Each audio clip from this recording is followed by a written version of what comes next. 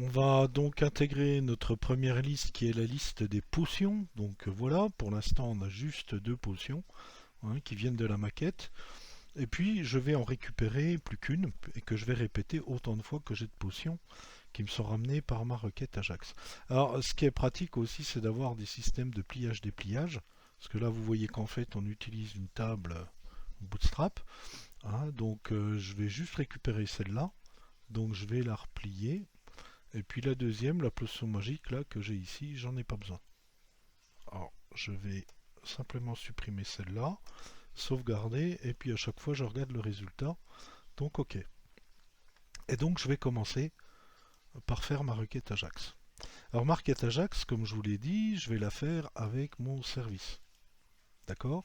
Donc je vais appeler mon service comme je l'ai fait pour le fichier de paramétrage. Et puis moi je vais utiliser sur mon service le getPotion. Alors je vais retourner ici. Donc dans la partie script, évidemment, il faut que j'importe mon service.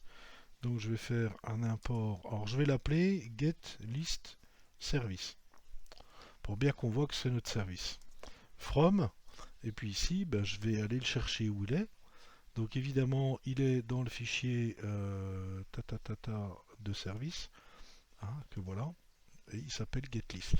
Alors on ne met pas les suffixes, et puis il est dans le répertoire des composants. Donc je vais me placer sur le répertoire des composants. Et puis ici, je vais rentrer le nom du répertoire et puis le nom de mon service. Voilà, sans suffixe. Ok. Ensuite, ça va me permettre de ramener toutes les potions. Donc il faut que je les mette quelque part. Alors dans mes données, je vais créer une structure qui va s'appeler liste, qui est simplement un tableau vide, qui va me permettre évidemment d'y placer le résultat de la requête Ajax. Et puis ensuite, ici, après les données, je mets une virgule, et puis je vais mettre le cycle de vie dans lequel je vais récupérer. Je vais faire ma requête Ajax. Alors je vais indenter un peu ça parce que c'est assez mal indenté. Hop là. Voilà. Ok, ok, ok et ok. Alors faites gaffe à l'indentation parce qu'on s'y perd très vite. Alors je vais prendre le cycle de vie created. Ok. Donc voilà. Et puis après, ici je mettrai mes méthodes, etc., etc. Là, il n'y en a pas. Il faut juste que je récupère mes données. Donc je vais appeler mon service qui s'appelle getListService. J'aurais pu l'appeler comme je voulais, c'est simplement pour qu'on voit bien que c'est le service qui fournit des listes. Et puis je vais appeler la fonction qui me permet d'avoir les potions. Alors la fonction qui me permet d'avoir les potions, autant pour moi, c'est celui-là, c'est getPotion. C'est celle-là qui va me permettre de ramener donc mes potions. Donc je fais point et j'appelle getPotion. Alors j'enlève la collade. Et puis évidemment, comme je vais avoir une promesse, je vais utiliser un bloc then catch. Alors je vais récupérer la promesse par le biais d'une fonction fléchée, c'est une fonction, enfin fonction anonyme fléchée qui s'écrit comme ça, c'est de l'ES6. Et puis ici, je dis que la liste, ma liste des données, ici, va récupérer le résultat de la promesse. Alors si vous regardez un peu comme j'ai écrit le service, je renvoie que les datas. Donc j'ai pas besoin de mettre promise.data, j'ai juste à mettre promesse puisque ce sont en fait les données. Donc promise. Et donc voilà.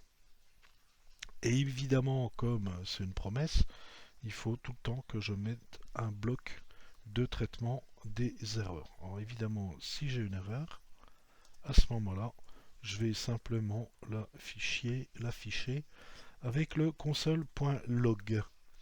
Donc je vais mettre error pour voir pourquoi j'ai une erreur. Et puis ici, pas oublier de bien vérifier que vous avez obtenu quelque chose. Donc console.log. Et donc console.log de quoi? De ma liste des potions pour voir si j'ai quelque chose en retour. Donc le this.list que voilà. Ok. Importation du service pour le requêtage Ajax. Une structure de données type tableau pour mettre le résultat de la promesse. J'appelle la fonction qui correspond au service pour les potions. Je récupère ça dans mon tableau liste et puis je l'affiche pour voir si j'ai bien tout ce qu'il faut. Et une fois que je me suis assuré de ça, à ce moment-là, je vais passer à l'intégration du template. Alors évidemment, il me l'a mis à jour. Bah, vous voyez, hein, déjà ici. Alors, ce que vous pouvez faire, si vous en avez trop, vous effacez, vous réactualisez. Et puis ici, voilà ma liste de potions. Alors, dans mes potions, j'ai quoi? Donc, j'ai l'ID de la potion, les ingrédients de la potion et son nom. Ouais, il y en a, c'est des potions de test, ça. Alors, je vais en prendre une autre. Toc. Par exemple, la quatrième. Il reste encore des données de texte qu'il faudrait que j'enlève. Hein, ouais, bah oui, il y en a un paquet. Hein. Donc, je vais prendre, par exemple, celle-là. Toc, toc. Alors, la potion 3. Et vous voyez ici les différents ingrédients. Hein, donc, le parent, puisque c'est un héritage. Le coût, l'ID, le nom, etc., etc.